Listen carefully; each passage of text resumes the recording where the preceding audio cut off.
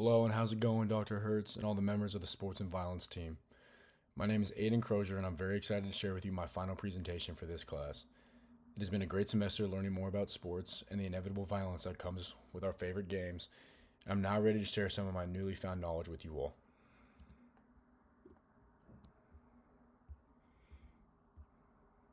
For my project, I decided to cover an event that happened very recently, that being the first game of the first round NBA playoffs matchup between the Indiana Pacers and the Milwaukee Bucks.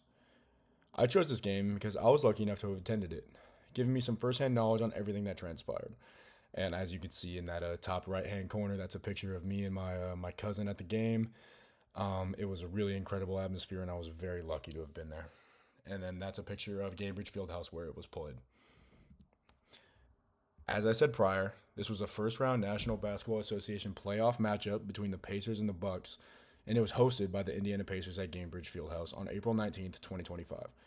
The NBA is a men's league that features some of the greatest athletes in the world, and a few notable players that played in this game were Tyrese Halliburton, pictured on the left, Miles Turner on the far left, Benedict Mathurin, Andrew Nembhard, Pascal Siakam, and TJ McConnell for the Pacers, and Kevin Porter Jr., Gary Trent Jr., Kyle Kuzma, Giannis Antetokounmpo, pictured on the far right, and Brook Lopez of the Bucks.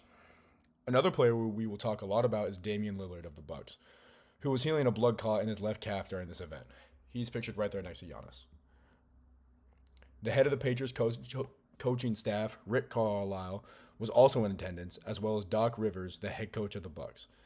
The game was refereed by officials Josh Tiven, Curtis Blair, Trey Maddox, and Brent Barnaky, four well-respected referees that have all been with the NBA for well over 10 years. Now, the point of this project is to point out and acknowledge SRV, or sport-related violence, within a sporting event. As we learned in class, SRV is not always a bad thing and is often encouraged as a key part of competition in sports in general. With that being said, it can be difficult to find any form of sport that is more emotionally driven, competitive, and urgent than the NBA playoffs. To start off, the atmosphere of Gainbridge Fieldhouse that day was absolutely electric. It was a gold out game, which means everyone was rocking the same shirt, everyone was chanting all the same things, and everyone was just truly invested in the game. Despite the lopsided final score in Indiana's 117-98 victory over Milwaukee, the contest exemplified the kind of spirited, high-stakes basketball the NBA postseason is known for. What stood out, however, wasn't just the Pacers' strong execution. It was the way both teams channeled their competitive fire without crossing the line into unnecessary aggression, something that did become a problem later in the series. This was a game full of playoff energy, emphatic looks, charged celebrations, and plenty of vocal leadership on the floor.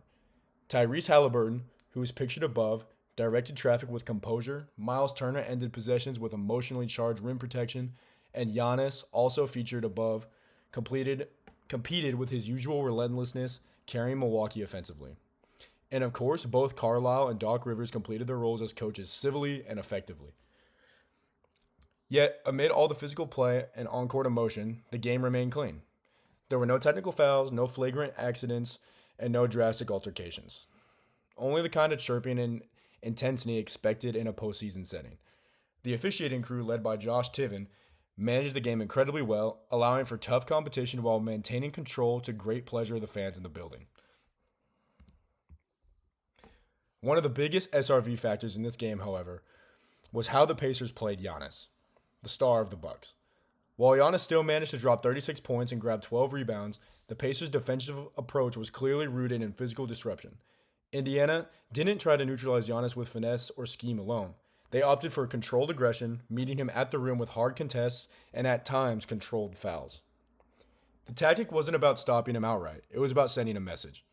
Every drive came with contact. The Pacers rotated multiple defenders, took strategic fouls in transition, and weren't afraid to bump him off his spots in the half court. In no way was it reckless, but it was tactical. They were daring the officials to draw a line while testing just how much physicality they could get away with. The result?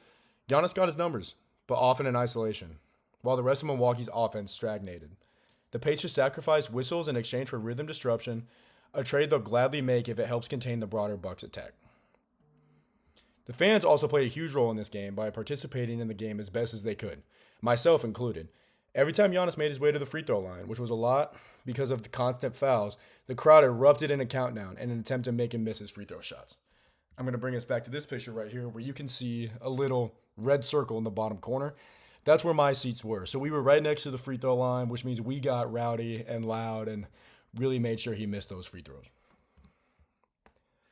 This was exceptionally successful when the Greek Freak shot a very poor 8 for 15 from the free throw line. 4 for 9 at the free throw line. I mentioned he shot nearly 11 attempts a game during the regular season. That led the NBA. This here is his 10th attempt already. And he missed both. Another example of sport-related violence that we could play out in this game was the impending power change between Damian Lillard, a veteran player of the Bucks who was injured this game, and Tyrese Haliburton, a young emerging star for the Pacers. In my opinion, this was the most significant event to happen in this game. Late in the fourth quarter, with the outcome firmly cemented, I, as well as cameras, caught a brief but pointed exchange between Tyrese Haliburton and Damian Lillard near midcourt. While the exact words were inaudible, the body language said plenty. Haliburton, animated and smiling, gestured confidently toward the scoreboard. Lillard, stoic but clearly engaged, offered a few words in return before walking away. It was a flash of playoff bravado, not disrespectful, but more so symbolic. For years, Lillard had been the face of clutch composure and postseason poise. But on this stage, at this moment, it was Haliburton who controlled the game, the tempo, and the tone. That back and forth wasn't just about trash talk. It hinted at a shift of power. A rising star making his voice heard against one of the league's most respected veterans. This moment also provides a good example of the male gender's desire for control. At its core, the playoff setting is a melting pot where control over the outcome of the game, the moment, and the narrative is constantly contested. The brief verbal exchange between Tyrese Haliburton and Damian Lillard late in Game 1 wasn't just a burst of competitive ego, it was a subtle assertion of authority. For Haliburton, who's emerging as the face of a young Pacers team, the chirping wasn't merely bravado, it was a claim. A signal that this was now his floor and his game to dictate. By gesturing to the scoreboard, he anchored his authority in outcome and not just talent. It was an assertion that he had control not only of the offense, but of the moment itself. For Lillard, a seasoned veteran used to knowing the spotlight, this exchange represented a challenge to that legacy. Even in saying little, his engagement acknowledged that control was being contested, that his long-established role as the voice of confidence in tight moments was being tested by a younger counterpart unafraid to speak up. In this sense, the interaction reflects a classic theme. The male athletes need not to just perform, but to command, to own the floor, the respect, and the narrative. It's a desire for dominance framed not by force, but by presence, a psychological territory staked through words, glances, and body language. This event is also a fine example of the culture of the NBA playoffs. It highlights the urge to win, to be the best, and to prove your worth compared to other players. It underscores how in high-stakes moments, competition extends beyond just the box score, becoming a personal and psychological battle of recognition, status, and control within the league's hierarchy. And obviously, performing well in the playoffs can be the difference between a paycheck and going hungry for some of these players. The culture of the NBA is about as good as basketball and all the other sports can get.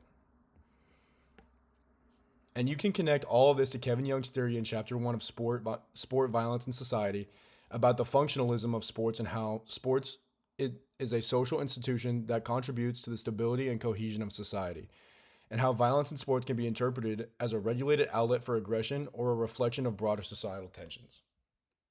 In many ways, Game 1 between the Pacers and the Bucks was more than just an opening act of a first-round series.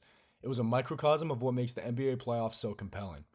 From the Pacers' calculated physicality against Giannis to the charged symbolic exchange between Haliburton and Lillard, the game revealed how the postseason becomes a proving ground not just for talent, but for temperament as well. In this arena, players aren't merely fighting for points or wins, they're staking claims to leadership, legacy, and control, and sport-related violence thrives. And of course, in the end, the right team won, which just makes it that much sweeter. Ladies and gentlemen, thank you so much for listening and for a good semester. And of course, Pacers in 5. Have a good day.